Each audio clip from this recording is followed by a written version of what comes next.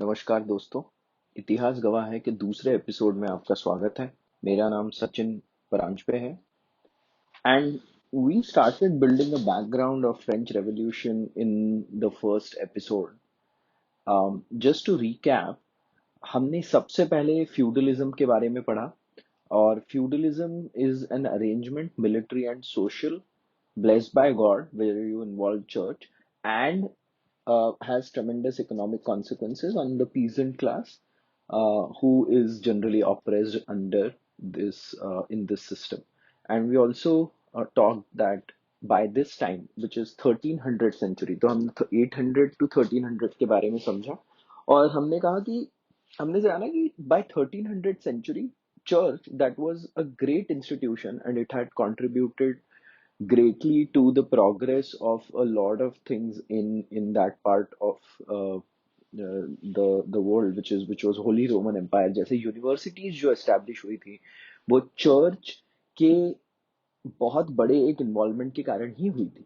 तो चर्च के जो कॉन्ट्रीब्यूशंस रहे थे वो तो ठीक हुए थे ही, बट 1300 तक आते आते church had become quite corrupt as an institution. Plus, Crusades had just ended, and Crusades had considerably increased the power of church. Crusades were religious war, and they were initially fought to, take control of Jerusalem and protect Christians from the Turk, the different tribes of Turk nomads that attacked the Byzantine empire, है ना। तो वो पहला उसका aim ये था, but then they converted into ways to loot and ways to plunder. तो उससे एक जो रिलीजियस वॉर के कारण जो आप आर्म्ड पिलग्रिम्स भेज रहे थे उस कारण से चर्च की पावर में काफी इंक्रीज हो गया था। By 1300 century it had become a corrupt institution. Overall, Europe की population levels were at maximum in last, let's say, 300 to 400 500 years. So um, at this point, we enter 1300 century, and 1300 century की शुरुआत बड़ी ही खराब हुई। Basically, it rained during spring, summer, and winter for entire year of AD 1314। और 1314 year में जब ये rain हुआ तो क्रॉप्स फेल हुई, एंड देन सिमिलरली 1315 एंड 1316 में भी मौसम बहुत खराब रहा and multiple cycles of crops failed और हालत बहुत ही खराब हो गई because food prices soared, the food that was in store started uh, depleting, and at one point there was no bread for peasants.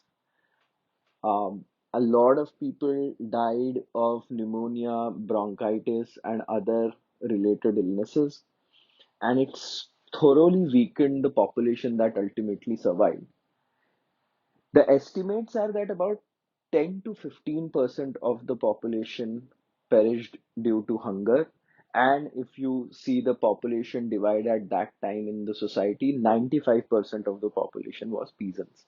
So a majority of peasant population died, out of that 10 to 15% of the people who died, a majority of them were, majority no, actually every one of them were the peasants.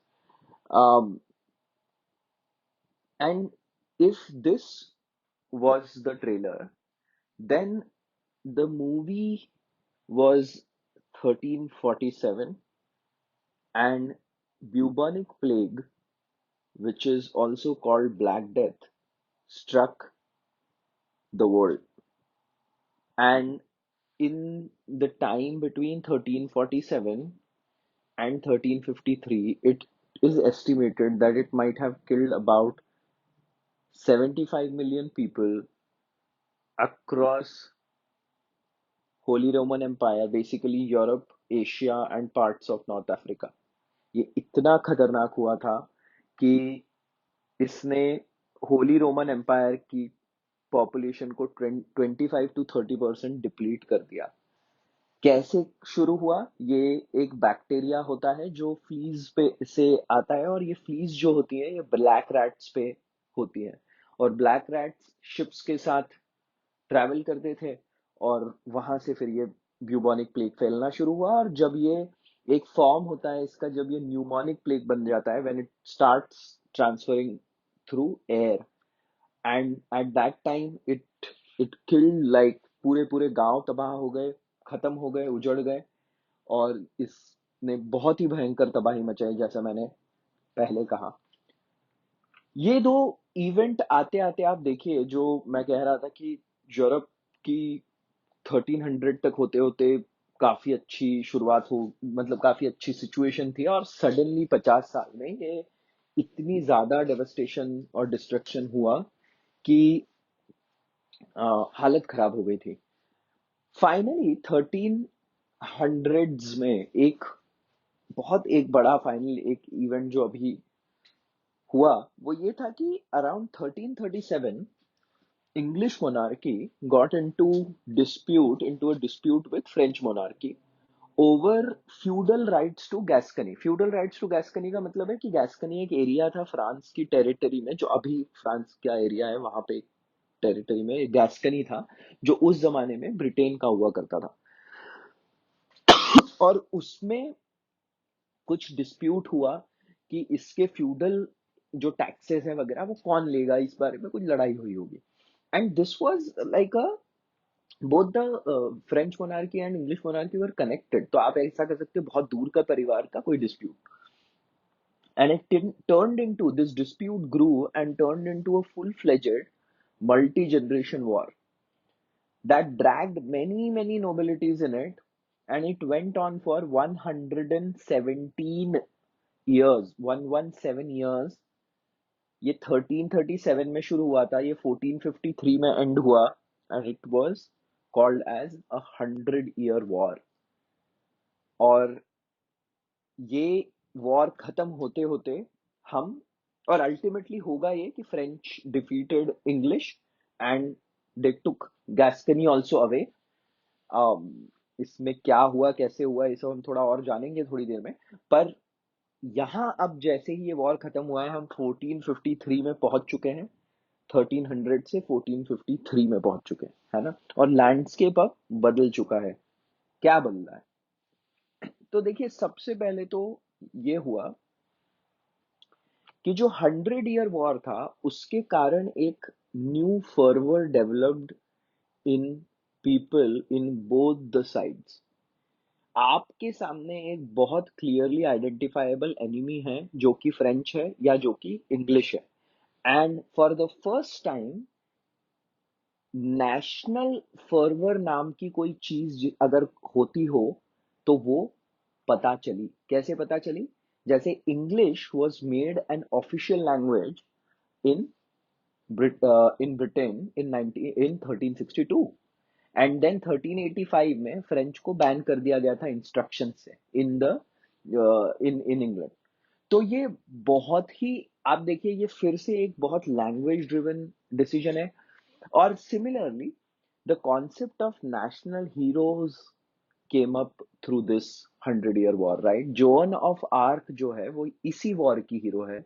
She led the French revival. Joan of Arc was a peasant woman who basically, like it is said that she had some divine visions, and that's why the king of France at that time asked her to go and inspire the French army, which she did, and it led to French revival and ultimately French winning the war। तो वो एक बहुत national hero बनकर आई, और उन्हें patron Saint of France का उपाधि, मतलब दर्जा प्राप्त है आज भी। तो if you see, like, this is for the first time that whole concept of nationalism developed। the real nationalism आते आते 17th 18th century हो गई थी रादर। तो national nation as a concept बहुत लेट आया, जो जिस तरीके से आज नेशंस एग्जिस्ट करते हैं, but identifying with a larger group through a way, and then fighting for it for so long, that happened through this. That is what it was one of the big things about 100 year war. Now, English English monarchy started the war, correct? And French monarchy finished it by winning it. And therefore, there were some massive consequences on both the sides. The losing side, because English monarchy had lost, had become extremely poor and powerless in England. तो हुआ क्या था कि war के time क्या होता था कि जो मोनार्की होती थी वो वॉर टैक्स लगा देती थी। अब जब तुम वॉर जीत रहे हो तो तुम वॉर टैक्स खूब सारा लगा सकते हो और तुम्हारे पास टैक्स आते भी रहेगा।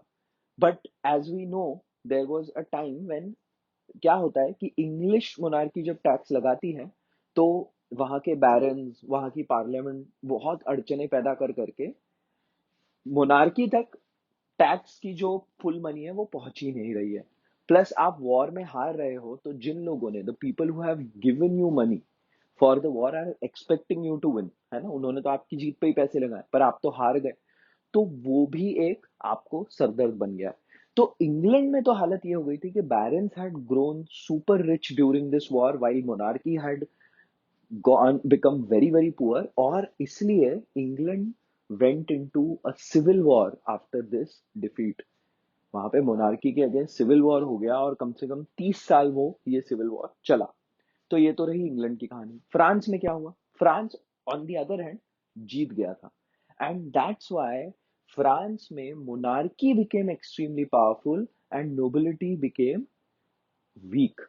क्योंकि France won, the king kept taxing the peasant population. देखिए, किंग दोनों तरफ, इंग्लैंड भी टैक्स में भी टैक्स कर रहा है, फ्रांस में भी टैक्स कर रहा है, पीजेंट को ही टैक्स कर रहा है। बट एक तरफ the king grew extremely rich. ऐसा कहते हैं कि the king tripled, monarchy tripled its income during the 100 Year War, right? So and peasants are being taxed over and over, तो वो तो बहुत ज्यादा मतलब ऑपरेशन में आ ही चुके हैं। बट एक जो बहुत बड़ा इम्पैक्ट हुआ इस तरीके की 100 Year वॉर का, कि जो चर्च थी उससे अब टैक्स को डाइवर्ट करके वॉर में लगाना शुरू कर दिया था दोनों मोनार्कीज ने फॉर 100 years। मतलब ड्यूरिंग द 100 Year वॉर, है ना, both English and French monarchy would divert church, जो रोम में जो चर्च था उसको जो टैक्स जाता था, that was diverted and sent to war efforts. And to ensure that there is an alignment with religion, both England and France established national churches। they said कि हम आपको पैसा नहीं देंगे रोम की चर्च को, हमने भी नेशनल चर्चेस बना लेते हैं यहाँ पे, and that is how, and therefore like tax will, and this was tax will go to the war effort। and this was a great like shock to the power of church in Rome। ये बहुत बड़ा shocking चीज थी। आप देखिए मतलब उस, if you think about 1300 जो था वहां पर कितना पावरफुल था चर्च, और अब 1450 तक आते आते चर्च को एक ये शॉकिंग मतलब वो मिला। दूसरा एक और जो काम हुआ था वो इसके पहले ही हो चुका था, वो ये था कि जब आप देखिए, we all have witnessed a pandemic, right?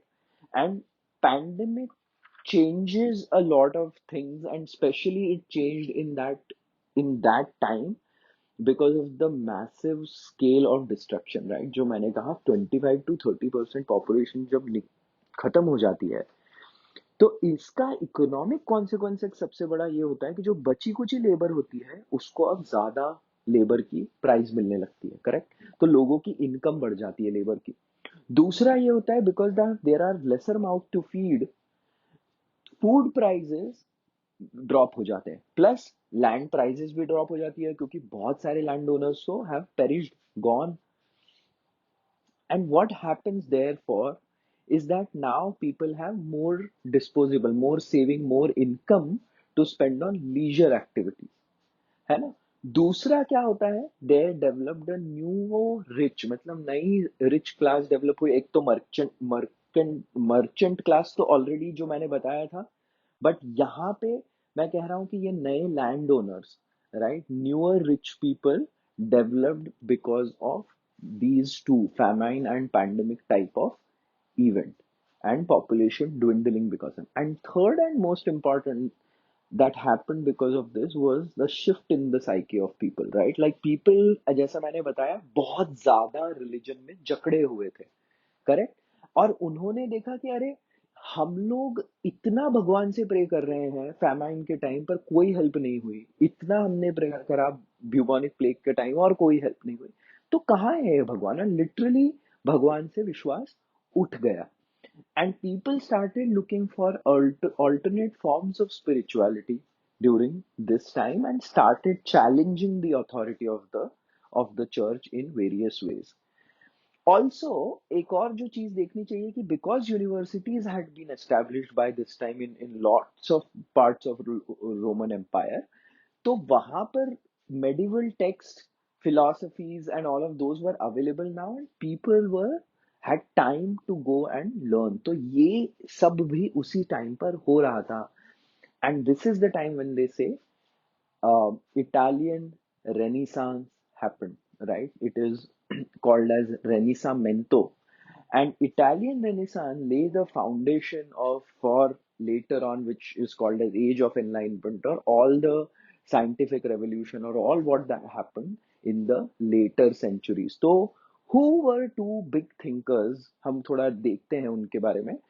Italian रेनिसामेंटो में दो बड़े थिंकर्स हुए। एक तो हुए दांते एलिगियरी, जो 1265 से 1321 के बीच रहे, और ये बहुत बहुत ही बड़े पॉलिटिशियन थे फ्लोरेंस में, थिंकर एंड पोएट। एंड इन्होंने एक बहुत फेमस किताब लिखी, मतलब लाइक जिसका नाम है डिवाइन कॉमेडी। और डिवाइन कॉमेडी में उन्होंने क्या बताया? Journey of soul. तो उन्होंने बताया कि दांते खुद अपना सोल की जर्नी कर रहे हैं, और इन्फर्नो मतलब जहाँ पे तुमको अपने झूठ का पता चलता है और अपना तुम झूठ एक्सेप्ट कर लेती है आत्मा, तो वहां पर जो वो पार्ट इन्फर्नो कहलाया। और फिर दूसरा है परगेटोरियो, कि अब तुमने अपने झूठ को एक्सेप्ट कर लिया है, तो अब तुमको परगेटरी में भेजा जाएगा या तुम तड़पोगे। और एक जो विशेष इन्होंने काम किया, और थर्ड, अब ये आत्मा जाएगी पैराडीसो, जो finally you go to heaven. तो मोर इन्होंने क्या है ना, कि इस टाइम पे जो इन्फर्नो और परगेटोरियो में ऐसा दिखाया कि जब ये आत्मा मतलब दांते जा रहे हैं, तो इनको मॉन्क्स भी दिख रहे हैं वहां पे, कि मॉन्क्स भी वहां पर जलाए जा रहे हैं, तड़प रहे हैं, क्योंकि उन्होंने कुछ सिंस करे हुए हैं। तो ये देखिए, एक चर्च के अगेंस्ट एक मतलब सडनली एक बहुत बड़ा, और इसलिए इनको एग्जाइल कर दिया गया था फ्लोरेंस से।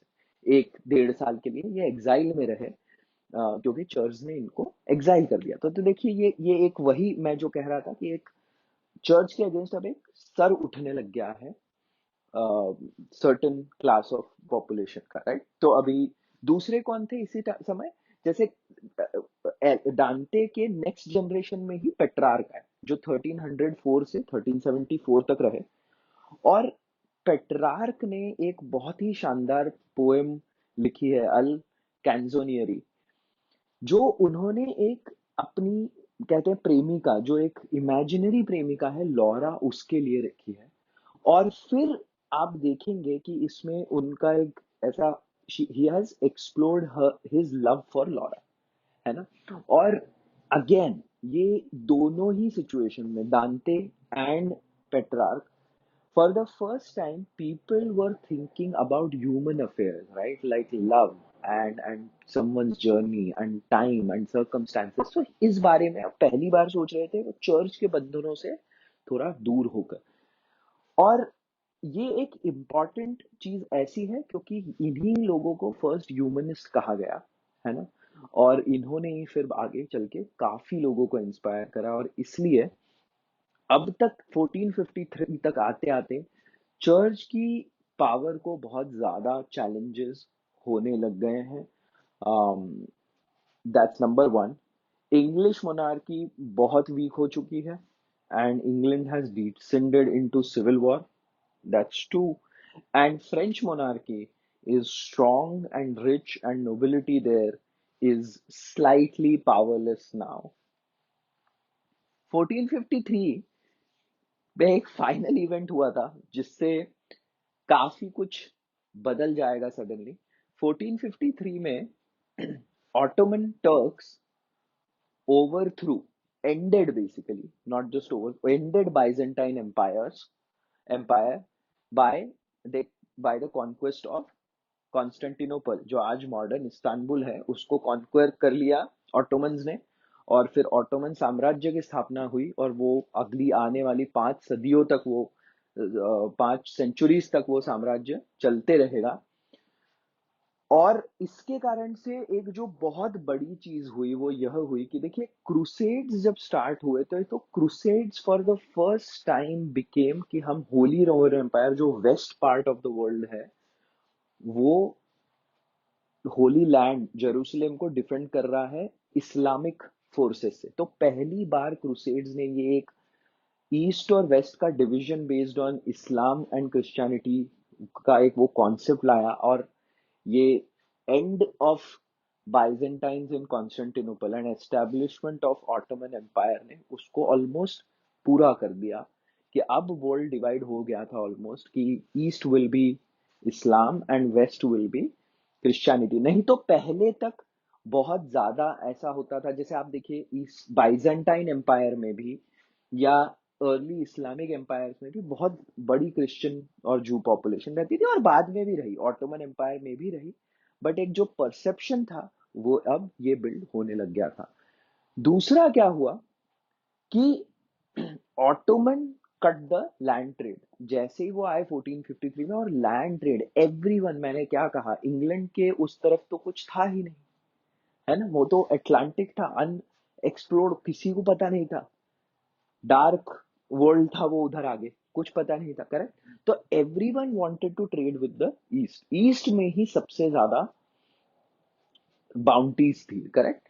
और अब ईस्ट से ही ट्रेड कट कर दिया, और जो आपका सी ट्रेड था उस पे अरब ट्रेडर्स ने हक जमा लिया क्योंकि इधर ऑटोमन एम्पायर आ गया था। तो और ये एक बहुत ही मतलब आप कह सकते हैं बहुत ही डिसाइसिव इवेंट हो गया, क्योंकि आप देख रहे हैं until now Europe was very focused internally on their squabble और sending all these armies to fight somewhere else. Now, because trade was happening in prosperity, but now suddenly the trade was cut and the situation turned in a way that now Europe had to find a way, right? तो prosperity है, new thought process भी आ चुकी है, Italian रेनिसा भी हो गया है, church की पावर भी वीक है, मोनार्की थोड़ी स्ट्रांग हुई है फ्रांस में, इंग्लैंड चला गया है सिविल वॉर में। और यहीं पर अभी हम थोड़ा रुकते हैं और अभी सोचते हैं कि जब ट्रेड बंद हो गया है ईस्ट का तो क्या इम्पैक्ट आएगा और क्या होगा आने वाले टाइम में आफ्टर 1453। ये सब हम बातें करेंगे अगले एपिसोड में। तब तक के लिए धन्यवाद। सोचिएगा और प्लीज आप लोगों के फीडबैक का मुझे हमेशा इंतजार रहेगा। सो सुनने के लिए अब फिर से एक बार धन्यवाद। Thank you.